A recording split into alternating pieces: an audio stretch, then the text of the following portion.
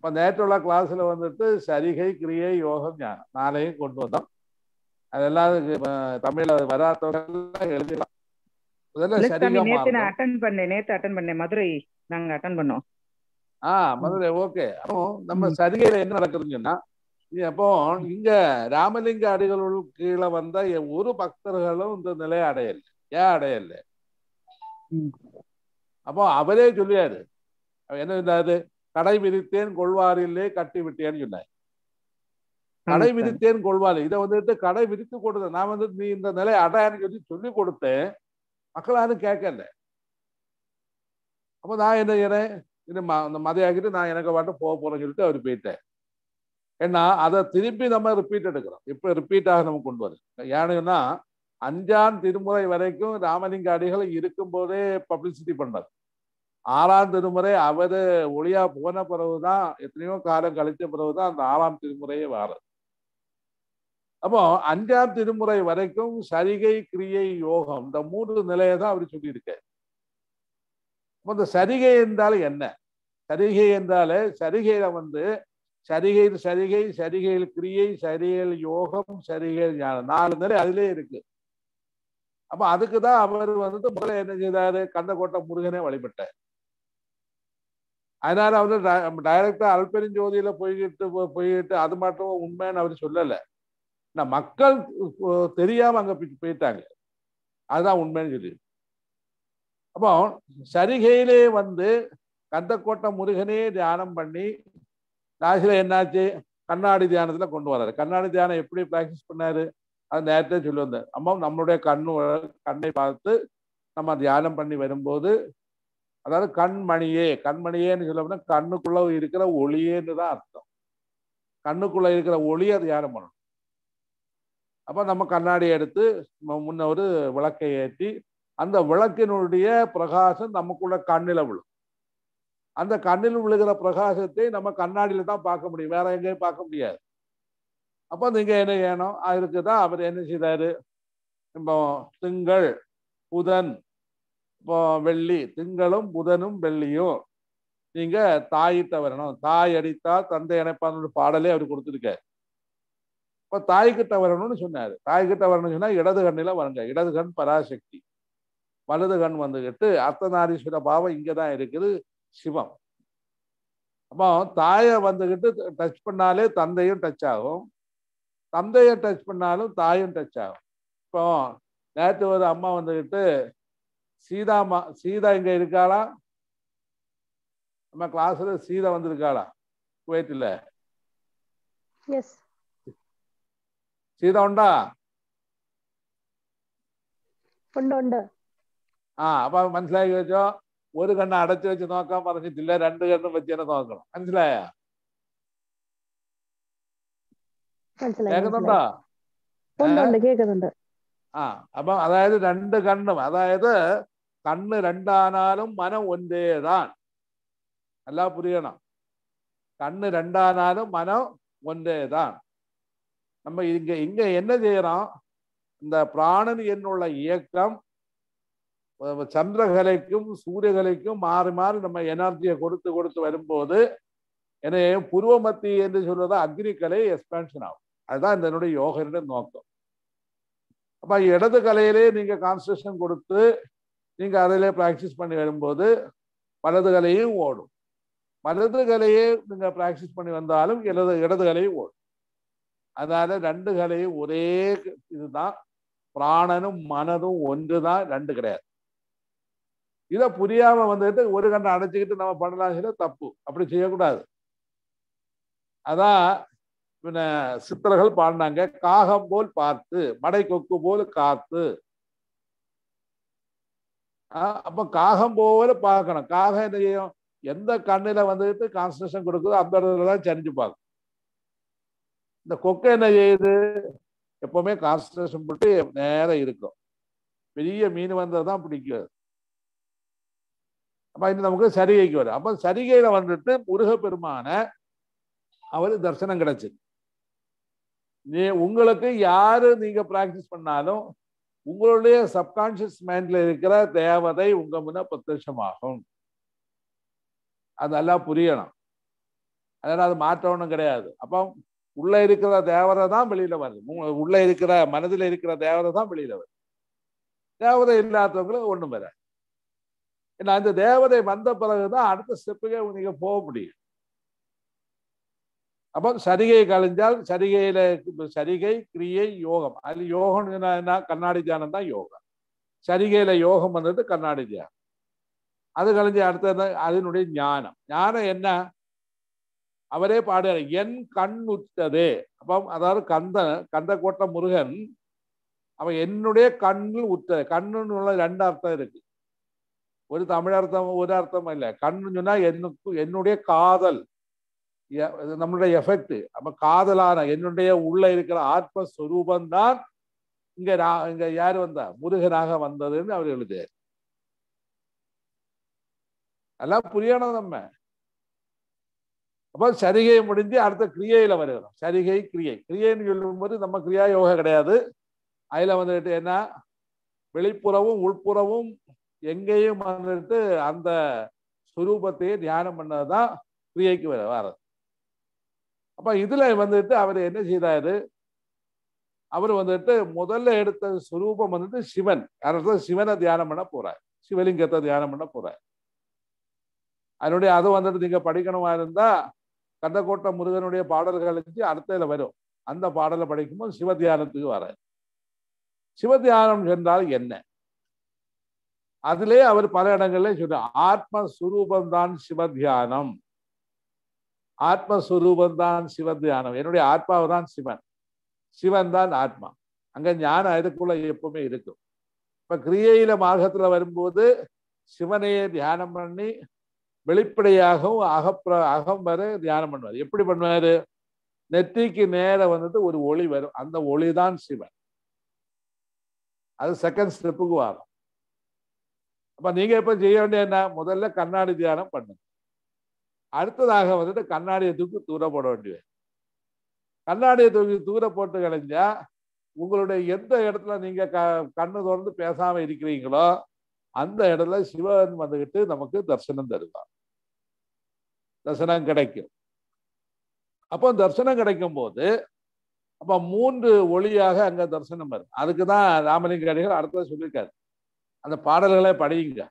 அதுல ஒண்ணு பதஞ்சலியும் வியாக்கிரபாதனும் நடுக்க சிவபெருமானும் தோன்றுவார் என அவர் பாடியிருக்காரு. அவர் மட்டுமல்ல பாடினது, நந்தனார் இதே பாடலை நந்தனார் பாடியிருக்காரு. எப்படி பாடியிருக்காரு? பித்தந்தெளிய மருந்தொன்றிருக்கு பேரின்பத்தின் உள்ளே, ஆனா மற்ற மருந்தும் தின்றால் வெள்ளேன் வெள்ளேன் ஐயே. அந்த பாடல நீங்க படிங்க. அதுல அவரு சொல்லியிருக்காரு, பாம்பும் புலியுமாய் பாடுபட்டு தேடி பார்த்து பயிரிட்டதுண்டு, அந்த பார் அளந்த மாயனும் வேந்தனும் பார்த்து கழித்ததுண்டு. அந்த பாடலுக்கு மீனிங் நல்லா புரியணும். பாம்புன்னு சொன்னாலும் யாரு யாரு தமிழ்ல கேட்கிறப்ப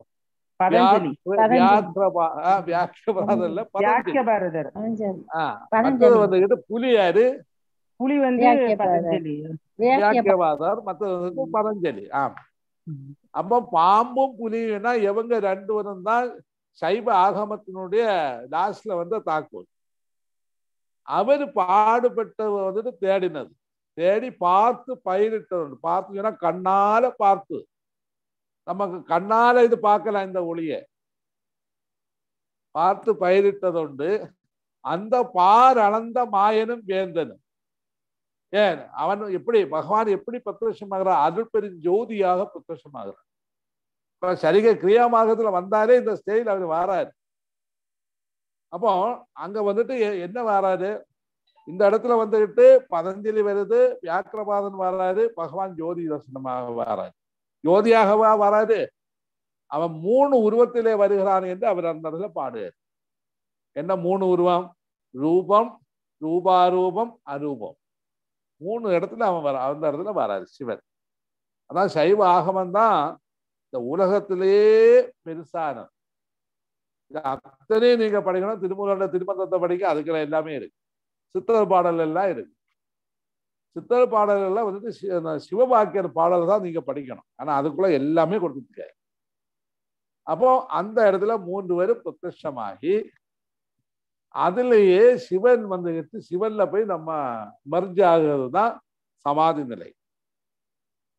அப்போ முதல்ல பாம்பு புலி, அதனாலதான் அவர் பாடு பாம்பும் புலியும் பாடுபட்டு பார்த்து கழித்தது உண்டு.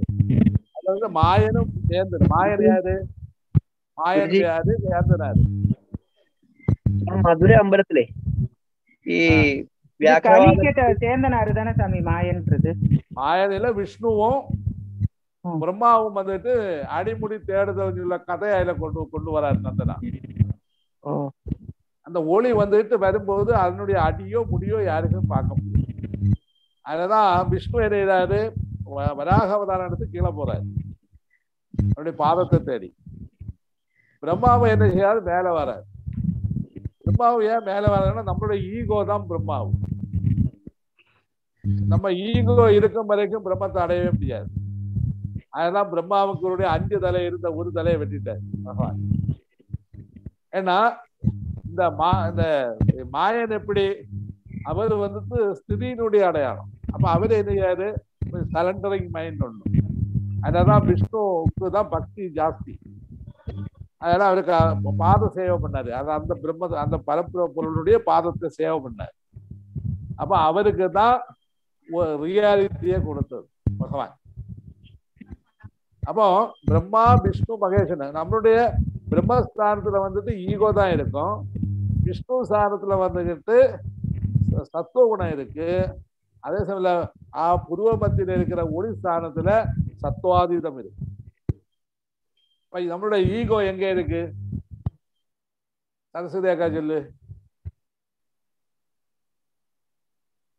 நம்மளுடைய ஈகோ எங்க இருக்கு? தெரியல சாமி. உங்களுக்கு தெரிஞ்சா யாராவது ஒண்ணு சொல்லுங்க. நம்ம மணிமொழி அம்மா சொல்லு. மனசுல இருக்குன்னு நினைக்கிறேன். மனசுல இல்ல, நாபியில தான் ஈகோ. மணிபூரம் பிரம்மர் உதிக்கிற இதை காட்டுவாங்க. அதனால மணிபூரம் அதான் பிரம்மா, அதான் மணிபூர சக்கரத்துல இருக்கு. விஷ்ணு எங்க இருக்கா? ஹார்ட்ல இருக்கா. சிவஸ்தானம் எங்க இருக்கு? புருவமத்தில இருக்கு. அப்போ இந்த ஜோதி ஜெகஜோதியா வரும்போது ஒரு ஜோதியினுடைய 3 அடையாளத்துலதான் ஜோதி வருது. ஒண்ணு பிரம்மா, அடுத்த விஷ்ணு, அது ருத்ரன். 3 நிலையும் தான் சேர்ந்ததான் ஒரு ஒளி. அப்ப திரிமூர்த்தி பாவம் இந்த ஓங்கார வடிவத்துல இருக்கிற அந்த ஒளியில வருது. அதனாலதான் அந்த 3 பாவத்தை வந்து சொல்லியிருக்காங்க. அதனாலதான் மாயனும் வேந்தனும் பார்த்து கழித்ததுன்னு தான் சொன்னாங்க. அப்ப சந்தோஷப்பட்டாங்க. அதான் இத பார்த்து. சாமி, அப்ப கடைசியில சரணாகதி தத்துவத்துக்கு வந்தாதான் எல்லாமே முடியும். அப்படித்தானே அடைய முடியும் சரணாகதியில. அப்போ ஒளி கிடைச்சவங்க, அதனால ராமலிங்கடிகள் இடத்துல சொல்லியிருக்காரு, சிறு ஒளியை கண்டு பல்லளிக்காது. நமக்கு கண்ணுக்கு முன்னாடி சின்ன சின்ன ஒளிகளை வரும், அதை கண்டோன்னு பல்லளிக்காதுங்க. இறைவனோ அல்பெருஞ்சோதி என்று லாஸ்ட்ல கொண்டு வராரு. அதை 6ஆம் திருமுறையில கொண்டு வராரு. அதுக்கு முன்னாடி இங்க வரும். அப்போ அடுத்ததாக வந்துட்டு சரிகை கலந்து கிரியையில வரும். கிரியையில வரும்போது என்ன, எப்பவுமே காண்பதெல்லாம் சிவனே, கேட்பதெல்லாம் அவனுடைய நாமமே, ருசிப்பதெல்லாம் அவனுடைய ருசியே. அப்ப இந்த பிரபஞ்ச அத்தனையுமே அவன் தான் என்று சரணாகதியில வருவதுதான் கிரியா மார்க்கம். அது அடுத்த ஸ்டேஜ் வராது. அடுத்த ஸ்டேஜ் எப்படி வருது? 5ஆம் திருமுறையில வரும்போது யோக நிலைக்கு வராது. யோக நிலையில என்ன செய்யணும்னா சாம்பவி யோகம் தான் அவரு கொண்டு வராரு. சாம்பவி யோகம், சாம்பவி. அதனாலதான் அவர் எப்படியுமே கண்ணை வச்சுட்டு இப்படியே இருப்பார். அது எங்க இருக்காருன்னு நான் சொல்லுதான். சாம்பவி யோகம்.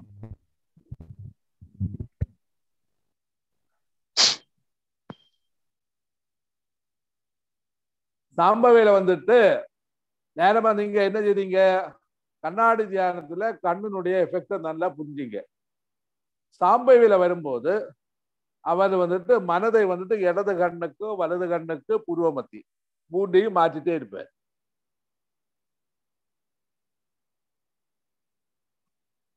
சாம்பவியில வரும்போது இடது கண் வலது கண் புருவமத்தி இதுல மாற்றி மாற்றி இருப்பார். பாருங்க, நான் தான் இருக்கேன். இப்ப நான் என்னுடைய இடது கண்ணுல இருக்கு.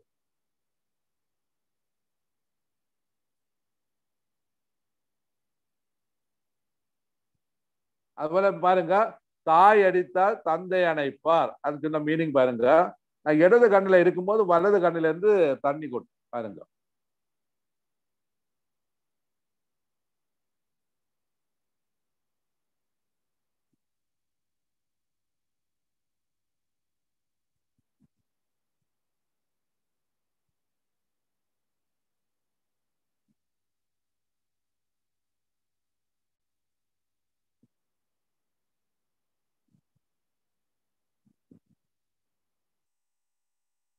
வர தொடங்கியாச்சு.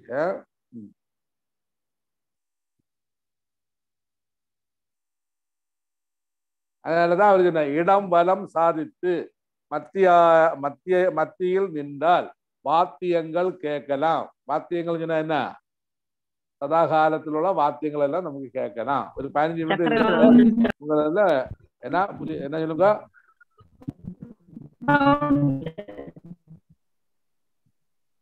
சாமி நீங்க நேர பாக்குற மாதிரி இருந்துச்சு. எப்படி வடம் ஏலம் பாத்தீங்க? நீங்க முதல்ல என்ன, அந்த கையை எப்படி தேய்க்கணும். தேய்ச்சிக்கிட்டு கண்ணுல எப்படி ஒட்டும் போது அந்த கண்ணு அந்த சூடு வரும். சூடு வந்த பிறகு நீங்க என்ன, ஏன்னா இந்த சூடு வந்துட்டு இந்த கண்ணுல எஃபெக்ட் ஆகும். அந்த ஃபீலிங்லயே நீங்க இருந்தா போதும். கண்ணுல மண்ணு போட்டா உங்களோட மனம் எங்க போவோம்? நான் ஒரு கேள்வி கேட்கிறேன். கண்ணுல மண்ணு போட்டா எங்க போவோம்? மனம் எங்க போவோம்? கண்ணுல தானே போவோம். அதே மாதிரி அந்த இடத்துல போனோம். மனசை கொண்டு போகணும். ஆமா, அத ஃபாலோ பண்ணதுக்கு தான் முதல் தீசை அவர் என்ன கொடுக்காரு? கண்ணாடி தியானம் கொடுக்காரு. கண்ணாடி தியானம் கலைஞ்சதும் நீங்க கண்ணாடியை தூக்கி என்ன செய்யணும்? படான்னு உடச்சு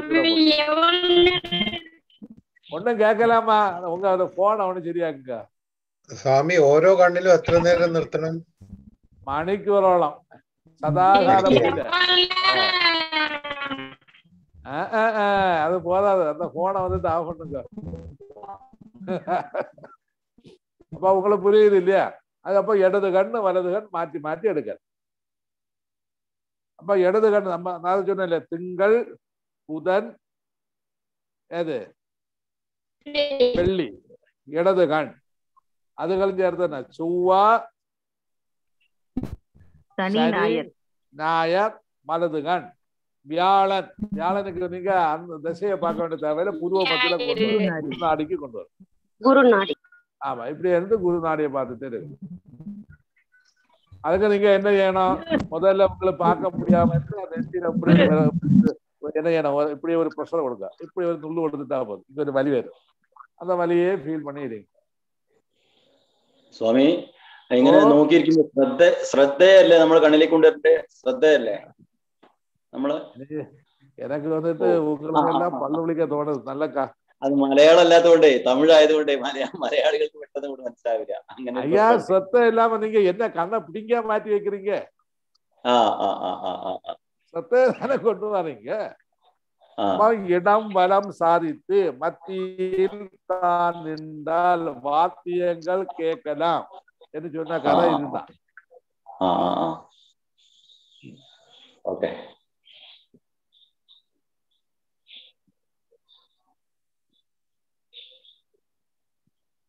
அது கலைஞ்சு இப்படியே கொஞ்ச நாள் கலைஞ்ச பிறகு நீங்க வந்துட்டு குருமுகத்துல இருந்து முதல்ல நீங்க கண்ணாடி தியானம் 41 நாள் செய்யுங்க. அதுக்கப்புறம் இந்த சீக்கிரங்கள் எல்லாம் பைய செஞ்சு தரலாம். முதல் நாள் கண்ணாடி தியானம் 41 நாள் செய்யணும். இடது கண் வலது கண், இடது கண் வலது கண், இடது கண் வலது கண் மாறி மாறி நீங்க செய்யுங்க. செய்து வரும்போது 41 days கலைஞ்ச பிறகு என்கிட்ட கேட்குமா இருந்தா நான் அடுத்த சொல்லிதான். சாமி புது கண்ணாடி தானே வாங்கணும்? ஏது கண்ணாடி யூஸ் பண்ணலாம், குழப்பம் இல்லை.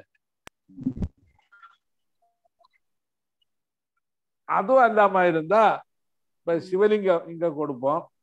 சிவலிங்கத்துல வந்துட்டு பேக்கில் விளக்க ஏற்றிட்டு அந்த சிவலிங்கத்துல அந்த ஒளி இங்க வரும். அந்த ஒளியை பார்த்துட்டு இருந்தாலும் போதும். அக்கா மகாதேவி எல்லாம் வந்துட்டு அந்த அப்படிதான் பிராக்டிஸ்